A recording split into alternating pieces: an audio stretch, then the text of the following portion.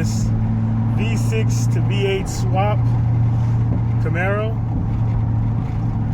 Yo, this thing's mint, man. It's nice. It's not bad. Coming from driving my car, yo, this feels just like home. It feels just like home. It's real deal. Can't do too much because I gotta drive it, but this thing feels just like home, man. Like, tremendous job by Marlon. Get this done.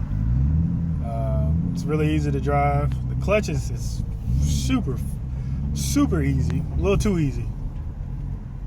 A little too easy.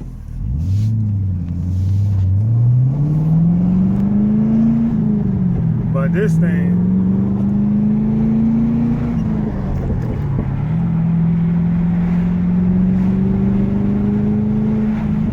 it's got good power, guys. We'll have some more coming. I felt it was a good time for interview time. So I'm gonna start it off. Got it recording already. But, good time to get some questions in. Hope the window noise isn't too bad. Hope you guys can see me.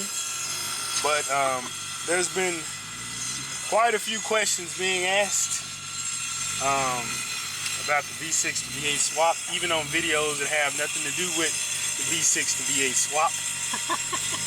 So I thought it'd be a good time for us to finally get another video out about it. We're actually in it right now. We're driving it. It's kind of dark out, guys, so I apologize. But the window tint doesn't help. Yeah, it definitely doesn't. But we are in it right now. It's driving. Let's see if we can get a little exhaust noise. Yeah, a little bit while we're in the neighborhood. Well,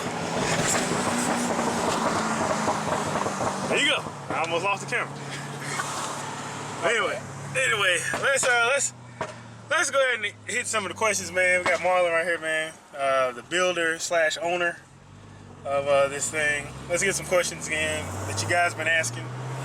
So first question, how much did all of this cost? I'm probably at about, I want to say about 6,800. 6,800. I've been saying 5 to 6K, so I wasn't off. 6,800. It was 4,000 for the L99 and the tranny all together. Another 150 in the clutch. Miscellaneous parts like the pilot bearing was bought separate. I got the quartermaster steel support bearing was about 70. You know, just a bunch of miscellaneous pieces. Tick performance bleeder. What else? Hydraulic slave, upgraded master slave cylinder. That's about it. Everything else was just it. And drive shaft came with the transmission. So like I said, probably about 6,800. So from the V6, what were you able to keep? What were you able to salvage? From the V6, I was able to keep from the mid pipes back. I was able to keep the AC lines. I was able to keep there weren't no transmission lines for the V6 manual. I don't know why, I don't understand it. So I just used a transmission cooler, like aftermarket transmission cooler. Anyone would be fine. I was able to keep everything under the engine bay that hooks up to the motor. It's just everything had to be swapped over. So everything on the V6 was on the right hand side, had to be swapped to the left hand side for the V8. That was it. Everything, I kept the V6 radiator.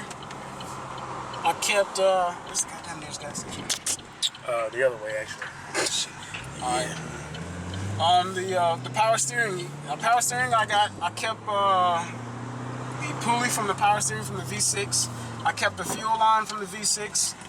I kept the fuel pump from the V6. I kept pretty much everything except for the long block and the transmission lines from the V6. Even the axle still V6. I'm wanting to upgrade to the 3:9:1 ratio rear end. The V6 and the SS manuals both have the same housings. Everybody should know that. Or if you don't know that, you know that now, so you don't have to really like do any major swaps or nothing like that. Just break it down, put whatever gears you want in it, and put it back together. I still have the same V6 axles. I probably need to upgrade those stuff too, but right now they're holding up. No cracks, no tinks, no junks, no nothing like that. Other besides the stuff we got in the back seat. Everything's pretty solid. No unnecessary vibrations. No nothing. Oh, the V6 engine mounts. Those are still the same. Oh, you didn't change the engine mounts? I didn't change the engine mounts. Those things, they went together. Like, but I understand there's a, you know, like a weight requirement for those. But right now, they're not causing any trouble. And like I said, they bolted right up. I'll upgrade them eventually. Other than that, everything's still the same. Let's talk about what problems did you encounter?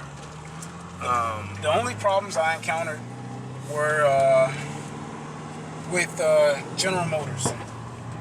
General Motors they absolutely do not want to help you out. They don't want to help you any kind of way unless you know Ryan at GPI. And it was still a B customer getting in touch with that guy, so I didn't even worry about that guy. But I heard he's still pretty good. But if I was to do this over again and do it, you know, faster and less money, I would do it without using anything GM related besides the drivetrain and the motor. But all electronics, computers, computer modules, harnesses, I would stay the hell away from GM. Okay. So guys, as you can see, we're in it right now, man. This thing is butter smooth. I mean, buttery smooth. This was a V6 and now has a V8. This is a 2012. I mean, this thing's nice. It's mint. It's mint, as they say. You know, no weird noises. The power's good. The torque feels the same. I'm overall very impressed. I'm gonna let the one down just a hot second. Y'all have a little light on me. Yeah, that works too.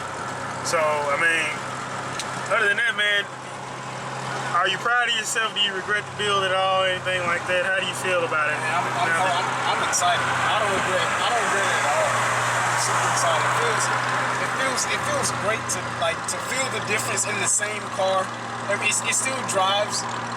I'll tell you what, the one big difference that I've noticed and that Cameron can vouch for is the clutch. The clutch is completely different. I mean, it's not like his, and it's not like how it used to be from the factory. It feels like it's got a pneumatic clutch, like an air pneumatic clutch. It's crazy. It feels so soft, like a marshmallow soft.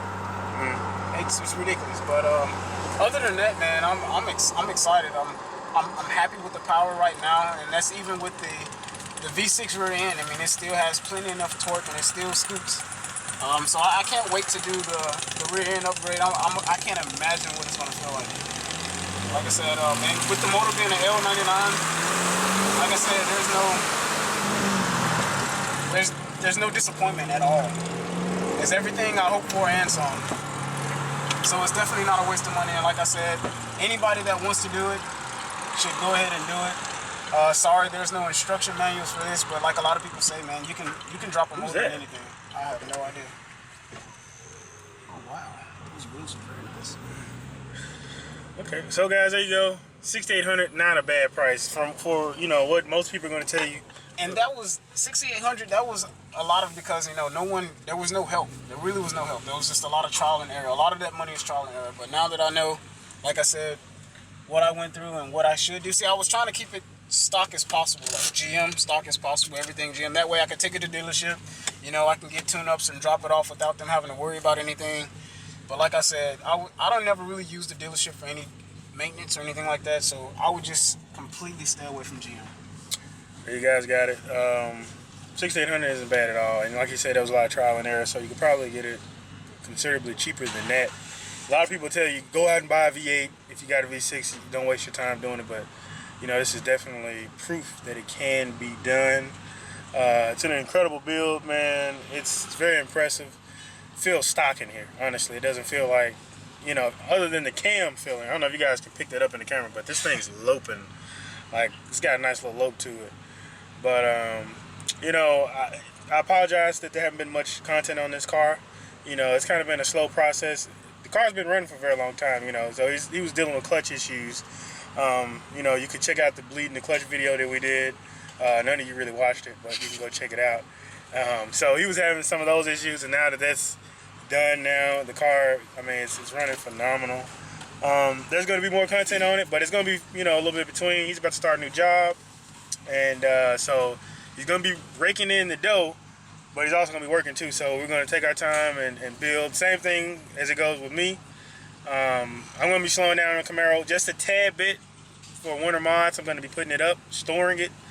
I'm so excited to do that finally, to be able to put it down. And we're gonna be slowly doing mods on that. And the 300ZX, there'll be a video out soon discussing what I'm gonna be doing with that. That's gonna be my daily, and we're gonna be getting it right. So thank Marlon once again. We finally made it back in here, and we're out. Catch you guys later. Peace.